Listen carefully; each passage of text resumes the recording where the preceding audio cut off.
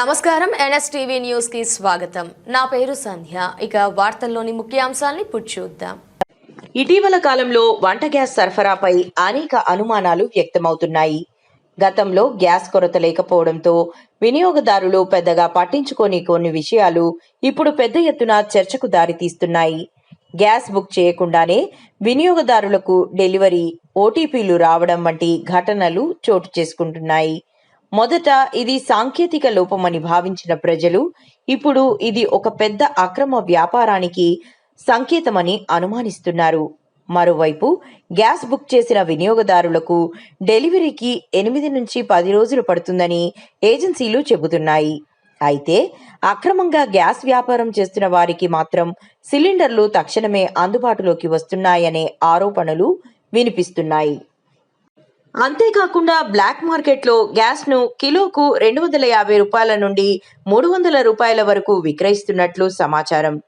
ఈ ధరలపై ప్రశ్నిస్తే మేమే సిలిండర్ను 3000 రూపాయల వరకు పెట్టి కొనుగోలు చేస్తున్నాము అని కొంతమంది వ్యాపారులు చెప్పడం గమనార్హం. ఈ పరిస్థితులు చూస్తుంటే గ్యాస్ సరఫరాలో ఎక్కడో లోపాలు ఉన్నాయా, లేకపోతే ఇది పెద్ద ఎత్తున జరుగుతున్న అక్రమ దందా వెనుక భాగమా అనే ప్రశ్నలు తలెత్తుతున్నాయి.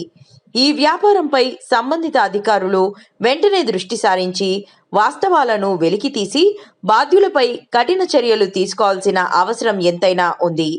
ఇప్పటికైనా ఈ గ్యాస్ దందాపై స్పష్టత వస్తుందా? అధికారులు ఎలాంటి చర్యలు తీసుకుంటారో వేచి చూడాలి.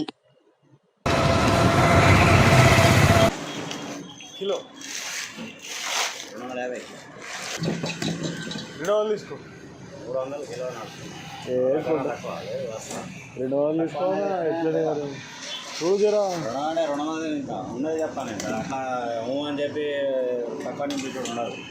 బాధాక కిలో తింటా 250 అంతే. 200 తింటాను నేను 200 తింటాను. అట్లని కాదు, 250 అంటే కిలో నింపాలని ఏం లేదు కదా. అట్లా మీకు పైసలు ఎట్లున్నాయి అట్లా.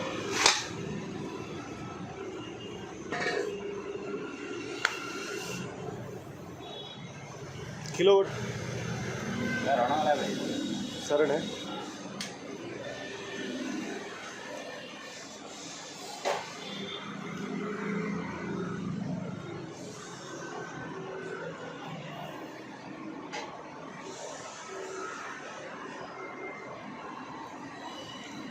ఎట్లా ముందుగా వెయిట్ చూస్తారా?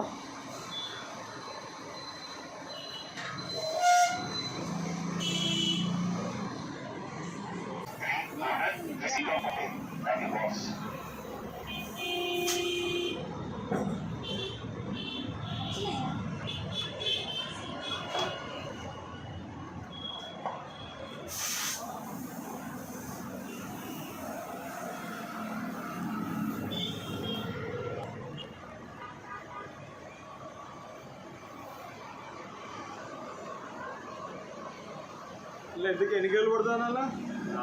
4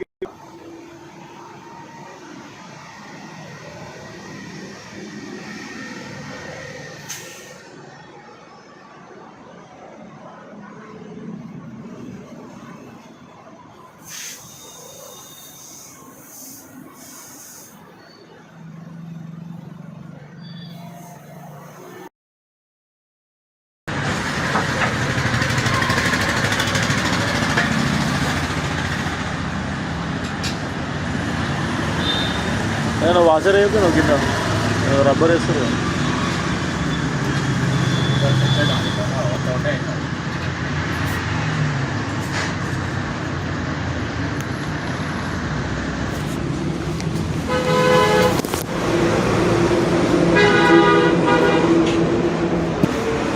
మనం మొత్తం నింపితే ఏమైనా తక్కువ చేస్తారా? అంతే అన్న, దాని ఏం తక్కువ ఉండదు.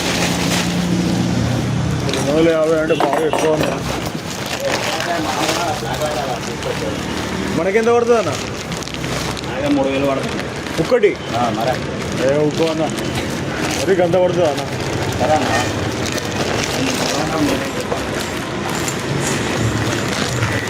అలాగే 3000 పడుతుంది అన్న.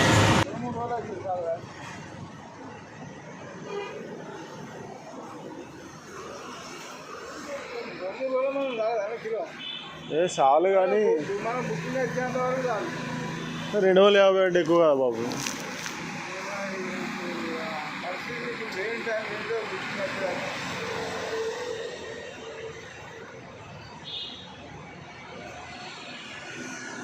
అది చెప్తావా మరి ఆయనకి చెప్తావా?